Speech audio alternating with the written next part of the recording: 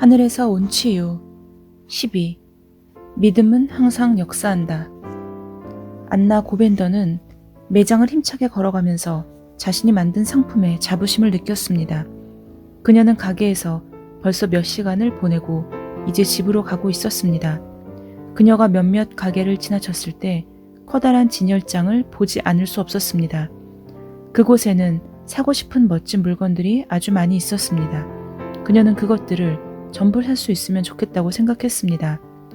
서글서글한 주부인 안나는 인생의 모든 소소한 것들을 사랑했습니다. 그녀는 집회에 참석하거나 교회 프로그램에 참여하거나 가족들을 방문하지 않을 때면 정원에서 식물들을 돌보곤 했습니다. 그것은 그녀가 좋아하는 소일거리였습니다. 그러나 1982년 어느 순간 그녀의 아름다운 삶은 이기치 않게 뒤틀려 버렸습니다. 그녀는 설명할 수 없는 몇 가지 이유로 목과 등에 찌르는 듯한 통증을 경험하기 시작했습니다. 좀처럼 병에 잘 걸리지 않는 그녀는 무엇이 문제인지 알아보려고 즉시 병원으로 갔습니다. 의사들은 일련의 검사를 한 후 그녀의 삶을 돌연히 멈춰버리게 만든 진단 결과를 통보했습니다. 당신은 골다공증을 앓고 있습니다. 그 순간 그녀의 마음속에 몇 가지 생각이 엄습했습니다. 내가 어쩌다가 이런 이상한 병에 걸리게 되었지?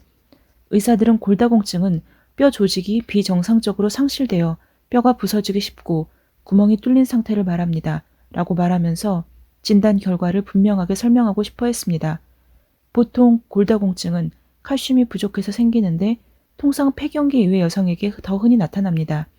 당시 그녀는 30대 후반으로 어떤 기준에서 보더라도 폐경기 이후의 여성이 아니었던 것입니다. 당신의 뼈는 점차 약해질 것이므로 좋은 신발이 필요할 것입니다.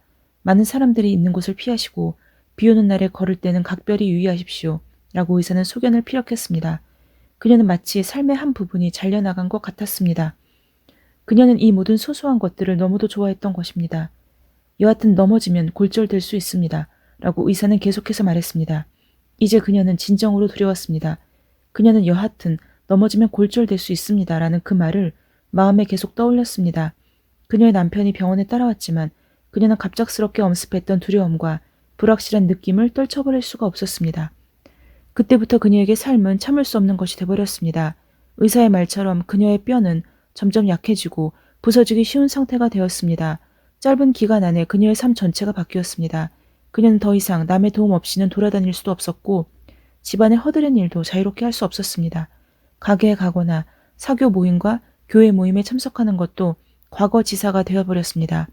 보물처럼 아꼈던 정원을 가꾸는 일은 계속되는 연약함과 통증으로 인해 불가능한 것이 되었습니다.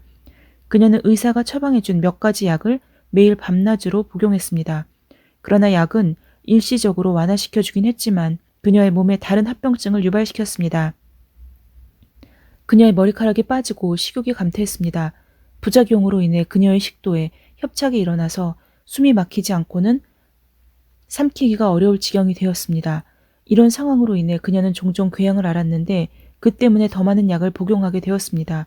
그뿐 아니라 뼈의 압력을 완화하기 위해 항상 병원에서 견인 치료를 받아야 했는데 때로는 며칠 동안이나 그런 상태로 있기도 했습니다.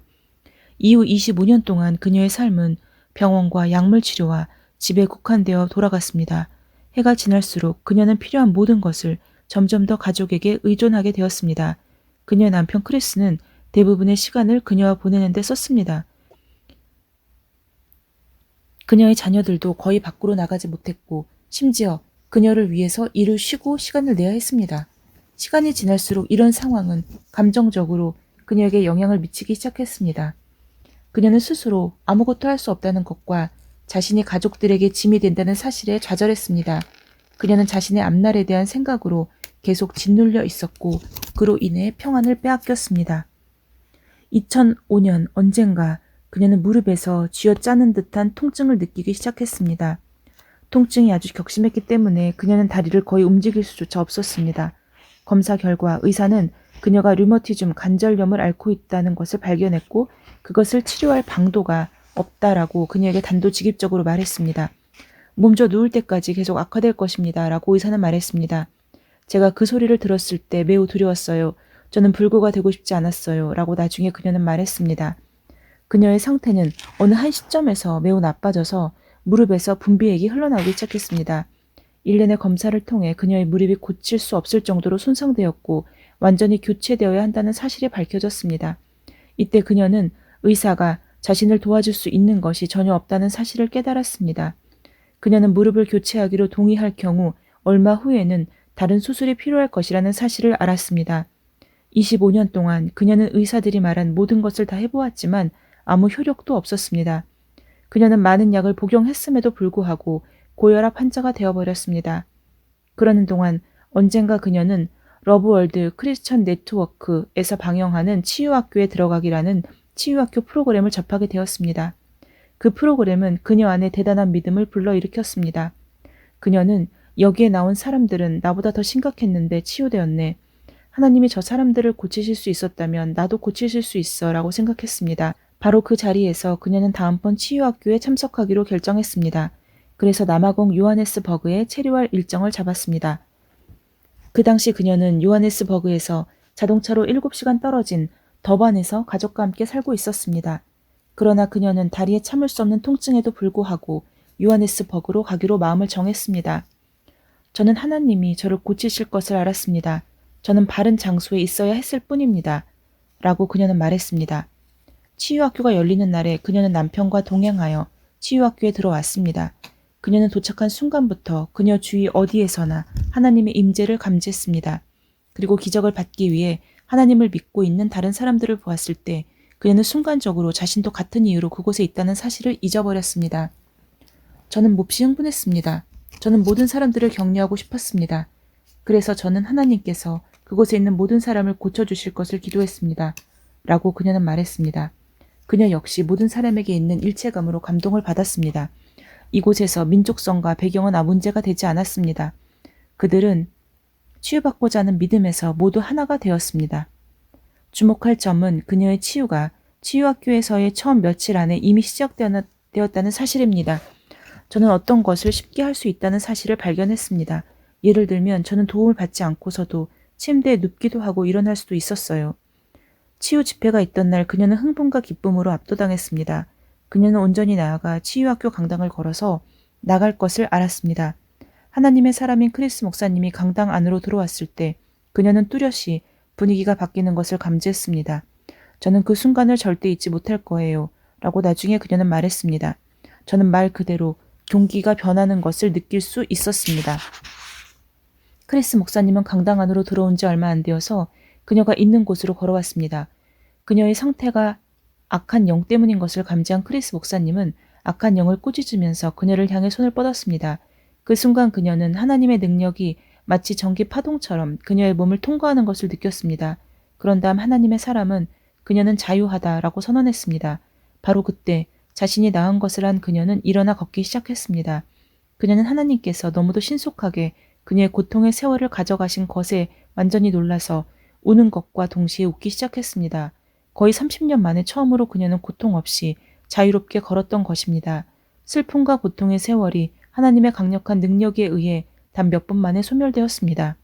오늘날 그녀는 하나님의 선하심과 은혜의 증거입니다. 의사의 예측과는 달리 그녀의 건강은 꽃을 피우기 시작했습니다. 이제 전에는 할 수 없었던 모든 것을 할 수 있게 된 그녀는 조금의 걱정도 없이 교회 예배와 사회 모임과 가게에 나갑니다. 그녀의 자녀들뿐 아니라 그녀가 건강한 것을 본 적이 없던 손자들도 계속해서 하나님께 감사드렸습니다. 그녀는 이제 옷과 수공품을 만드는 집 근처에 있는 어떤 여성 단체에서 활동하는 회원이기도 합니다. 또한 그녀는 열렬한 영혼 구원자이며 기회가 있을 때마다 치유학교에서 받은 그녀의 기적적인 치유를 간증하고 있습니다. 13. 믿음은 승리다. 믿음의 기반으로부터 기능하라. 무릇 하나님께로부터 난 자마다 세상을 이기느니라. 세상을 이기는 승리는 이것이니 우리의 믿음이니라. 요한 1서 5장 4절. 믿음은 세상을 이기는 승리입니다. 하나님의 자녀에게 남은 싸움이란 없습니다. 예수님이 모든 싸움을 싸우시고 이기셨습니다. 오늘날 예수님이 우리에게 기대하시는 것은 그분이 우리를 위해 죽으시고 장사되시고 부활하심으로써 획득하신 승리를 우리가 주장하여 이미 성취하신 일의 영역 안에서 살아가는 것입니다. 우리가 아픔과 질병과 가난과 죽음과 원수의 모든 술수에 대항하여 믿음으로 일관된 입장을 취하는 것은 그리스도 예수 안에 있는 우리의 승리를 주장하고 있는 것입니다. 당신은 고통을 주거나 속박하는 것은 무엇이든지 전적으로 거부해야 합니다. 당신은 원수의 모든 억압으로부터 해방되었기 때문입니다. 그리스도 안에 있는 우리의 새 생명은 초월적인 생명입니다. 이는 매일매일 이기고 승리하는 삶에 대한 표현입니다. 성경은 고린도후서 2장 14절에서 항상 우리를 그리스도 안에서 이기게 하시고 하나님께 감사하노라라고 말씀합니다. 성경이 우리가 때때로 승리한다고 하지 않고 항상 승리한다고 말씀하고 있는 것에 주목하십시오. 제가 말씀드리고 싶은 것은 그리스도인에게는 패배란 없다는 사실입니다. 진정한 그리스도인의 삶에는 실패란 없습니다. 그는 모든 면에서 성공합니다. 당신의 믿음이 당신의 의식적인 삶의 방식이 되는 수준에 이르면 당신에게는 절망할 이유가 전혀 없을 것이며 삶에서 더 이상의 의기소침은 없을 것입니다. 당신은 자신의 운명에 대한 책임이 당신에게 있다는 사실을 깨달았기 때문에 당신이 직면하고 있는 문제가 무엇이든지 그로 인해 더 이상 다른 사람을 비난하지 않을 것입니다. 누구도 당신을 가난하고 병들고 낮은 삶의 피해자로 만들 수 없습니다. 이는 당신이 매일 믿음으로 기능하기 때문입니다. 당신의 믿음은 세상과 그 시스템을 이기는 승리입니다. 할렐루야. 예수님은 요한복음 16장 33절에서 담대하라 내가 세상을 이기었노라 라고 말씀하셨습니다. 누구도 이제껏 예수님처럼 말한 사람은 없습니다. 예수님은 십자가에 달리시고 죽은 자 가운데 살아나시지 않았던 때에도 어떻게 세상을 이겼노라고 말씀하실 수 있었을까요? 예수님은 죽으시고 장사되시고 부활하시기 전에 이 말씀을 하셨습니다. 이는 예수님이 당신과 내가 오늘날 할 수 있는 무언가를 하셨다는 의미임에 틀림없습니다. 이 세상의 시스템 안에서 예수님께 굴복하지 않은 것은 없습니다. 예수님은 만물에 대한 통치권을 행사하셨습니다. 예수님은 신성한 에너지가 가득한 말, 곧 믿음의 말을 하심으로 세상을 길들이고 이기셨습니다. 예수님은 나무에게, 물고기에게, 시체에게, 불구의 사지에게, 들리지 않는 귀에게, 보이지 않는 눈에게, 어둠의 귀신들에게, 폭풍과 파도에게 말씀하셨습니다. 그러자 그것들은 모두 예수님께 순종했습니다. 예수님은 자연 법칙을 초월하셨습니다. 예수님은 한순간도 피해자가 된 적이 없으십니다. 예수님은 물리를 걸으셨고 바람에게 명하여 폭풍을 잠잠케 하셨습니다. 예수님은 나병 환자를 만나셨을 때 깨끗해져라 라고 말씀하시자 나병은 떠났습니다. 예수님은 중력을 초월하여 하늘로 승천하셨습니다. 실로 예수님은 세상을 이긴 분이셨습니다. 아시겠습니까? 우리도 예수님과 같습니다. 예수님은 우리에게 믿음이 충만한 말을 통해 삶의 환경을 다스리고 통치하며 지배하고 길들일 수 있는 능력과 권세를 주셨습니다. 예수님처럼 우리가 하는 말도 영이요 생명입니다. 당신의 말에는 능력이 있다. 마찬가지로 배를 보라. 아무리 큰 배이고 또 거센 바람이 휩쓸려가는 배도 아주 작은 키에 의해 조타수가 원하여 결정 내리는 곳을 향해 조정된다. 이처럼 혀도 매우 작은 지체이지만 큰 것을 자랑할 수 있다. 아무리 큰 나무나 숲도 작은 불꽃에 의해 타버릴 수 있는 것을 보라. 야고보서 3장 4절로 5절. 왜 그리도 많은 선한 사람들이 고통을 겪거나 삶에서 많은 공경에 처하는지 궁금해한 적이 있습니까? 어떤 그리스도인들은 너무도 오랫동안 많은 고통을 겪은 나머지 인생이 원래 그런 것이라고 생각하기 시작했습니다. 나는 35년 훨씬 전에 거듭났지만 한 번도 고통을 당한 적이 없습니다. 제가 고통은 불필요한 것이라고 말씀드릴 때 제 말을 믿으십시오. 당신이 삶에서 믿지 않는 자들이 겪는 것과 같은 어려움을 겪고 있다면 주 예수님이 당신을 위해 하신 것은 도대체 무엇이란 말입니까? 당신이 부족하고 궁핍하거나 질병으로 인해 몸과 가정이 황폐해지는 것은 하나님께 어떤 영광도 가져다 주지 못합니다. 물론 나는 박해를 겪어왔습니다. 복음을 위해 박해를 당하는 것은 좋은 일입니다. 그러나 병들고 두려움에 떨며 가난한 것은 옳은 것이 아닙니다. 그것은 박해가 아닙니다. 그것은 사탄의 억압입니다. 당신은 자신의 배의 선장이 되었으므로 거듭난 순간부터 당신 인생의 경로에 대한 책임이 당신에게 있다는 사실을 깨달아야 합니다. 당신은 혀로 인생의 경로를 지시할 수 있으며 세상의 시스템을 다스릴 수 있습니다. 이는 당신의 말이 헛되지 않다는 뜻입니다. 당신의 말에는 마귀와 적대적인 상황과 삶의 모든 부정적인 환경을 정복하고 이기며 압도할 능력이 있습니다. 성경은 야고보서 3장 4절로 5절에서 사람의 혀를 배의 키에 비유했습니다. 키는 매우 작지만 거슬러 몰아치는 파도에도 커다란 배를 조정합니다. 키가 배의 경로를 정하는 도구이기 때문입니다.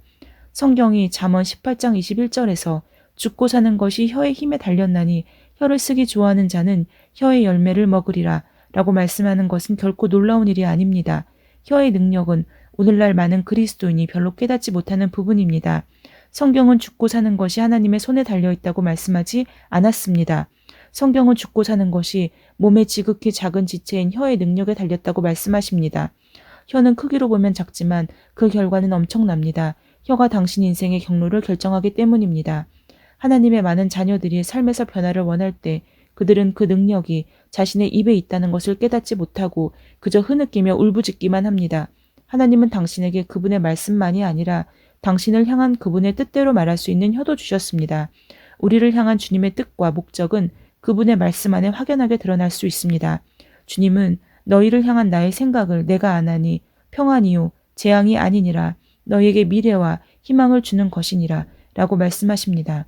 당신이 지금 해야 하는 전부는 원하는 것들이 존재하라고 말하고 말하는 것은 무엇이든지 이루어질 것이라고 믿는 것뿐입니다. 그것이 믿음입니다. 당신이 어떤 상황에 직면해 있든지 하나님의 말씀을 말하고 변화를 보십시오. 당신은 무엇이든 바꿀 수 있습니다. 그것이 생물이든 무생물이든 별 차이가 없습니다. 당신이 그것을 바꾸고 싶다면 그것에게 말하여 바꾸십시오. 그것이 당신의 몸에 있는 종양입니까? 직장이 필요하십니까? 당신의 집이나 자동차와 관련된 것입니까? 모든 것은 지각이 있기에 당신의 말을 알아듣고 순종할 것입니다. 믿음으로 충만한 말을 하라. 오늘 당신이 어떤 사람이고 어디에 있느냐는 당신이 어제 한 말의 결과입니다. 당신은 아니에요. 저는 이렇게 되려고 계획하지 않았어요. 라고 말할지도 모릅니다. 그렇더라도 당신은 수년 전에 당신이 말한 그대로입니다. 당신이 내일 성공하고 건강한 삶을 살고 좋은 가정을 이룰지는 하나님이 아니라 오직 당신, 그리고 오직 당신이 하는 말에 달려 있습니다. 오늘 당신의 혀를 당신의 유익을 위해 사용하기 시작하십시오. 믿음으로 충만한 말을 하기 시작하십시오. 그러면 세상과 그 시스템은 그 말에 맞설 수 없습니다. 하나님의 자녀인 당신은 실패자가 아닙니다. 당신은 이미 승리자로 선언되었습니다. 하나님의 말씀은 당신이 정복자보다 나은 자라고 선포합니다. 요한일서 5장 4절에서 하나님의 영은 당신의 믿음이 세상을 다스리고 정복하는 능력이라고 선언하십니다. 세상은 당신 안에 있는 거대한 믿음의 능력에 맞설 수 없습니다. 이는 당신이 믿음으로 충만한 말을 함으로써 승리 가운데 산다는 뜻입니다. 당신의 믿음은 세상과 그 시스템을 굴복시킵니다. 당신은 믿음으로 충만한 말을 함으로써 세상에서 당신을 대신하여 대적하여 작동하도록 만들어진 그 어떤 정책이나 법률을 무효화시킵니다. 그러므로 당신의 삶에 일어난 어떤 손해나 말씀과 반대되는 일을 절대로 곱씹지 마십시오. 믿음의 메시지는 당신을 동정하기 위한 것이 아닙니다. 내 말의 의미는 믿음은 보살핌을 찾아다니는 것이 아니라 오히려 돌본다는 말입니다. 믿음은 도움을 바라며 울부짖지 않습니다. 믿음이 돕습니다. 지금이야말로 당신이 하나님께서 부르시는 대로 이기는 자라고 선언하기 좋은 때입니다. 당신은 실패자가 아니라 그리스도 예수 안에서 승리자입니다. 당신 안에 더 크신 분이 살고 계시기 때문입니다. 당신이 새로운 탄생을 통해 하나님의 자녀가 된 순간 하나님의 생명과 본성, 곧 이기는 생명인 영원한 생명을 받았습니다. 이제 당신은 모든 길에서 승리의 삶을 살 수 있습니다. 하나님은 우리에게 세상에 가지고 있는 것과는 질적으로 전혀 다른 생명을 주셨습니다. 우리는 세상에 있지만 세상에 속한 자가 아닙니다. 우리는 성령으로부터 태어난 자입니다. 하나님은 우리에게 그분의 아들 예수님을 통해 이 생명을 주셨습니다. 성경은 우리에게 이렇게 말씀합니다. 또 증거는 이것이니 하나님이 우리에게 영생을 주신 것과 이 생명이 그의 아들 안에 있는 그것이니라. 아들이 있는 자에게는 생명이 있고 하나님의 아들이 없는 자에게는 생명이 없느니라. 이제 당신은 당신 안에 있는 이 생명을 믿어야 합니다. 무릇 하나님께로 난 자마다 세상을 이기었느라. 세상을 이기는 승리는 이것이니 우리의 믿음이니라. 이는 하나님으로부터 나온 것은 어떤 것이든 세상을 이긴다는 뜻입니다. 즉 하나님으로부터 나온 것은 무엇이든 자동적으로 이기는 자라는 말씀입니다. 당신은 하나님으로부터 태어난 자이므로 이기는 자입니다. 하나님의 말씀은 하나님으로부터 나왔습니다. 그 말씀은 하나님으로부터 기원했고 그 똑같은 이기는 말씀이 당신의 입에 있습니다. 그 말씀은 믿음의 말로써 말해질 때 신성한 능력을 갖습니다. 당신은 하나님의 자녀이므로 패배와 실패와 부족을 생각하지 마십시오. 당신은 당신에게 힘을 주시는 그리스도를 통하여 모든 것을 할 수 있습니다. 그리스도는 당신 몸의 모든 뼈 속에 살고 있습니다. 그리스도의 생명이 당신 안에 있기 때문에 그분은 당신의 피와 뼈와 피부 속에 살고 계십니다. 심지어 그분은 당신의 목소리에도 살고 계십니다. 믿음으로 충분한 말을 하십시오. 이것이 세상을 이기는 승리이기 때문입니다. 아멘. 우리 안에 계시는 하나님 아버지, 오늘도 저희가 그분의 우리 몸 곳곳에 살고 계시는 그분으로 인하여 믿음으로 살아갑니다. 믿음으로 충만한 말을 해서 오늘 우리가 만나는 사람들에게 우리의 믿음을 증거하고 하나님의 모습을 보이는 그러한 하루가 되기를 소망합니다. 샬롬.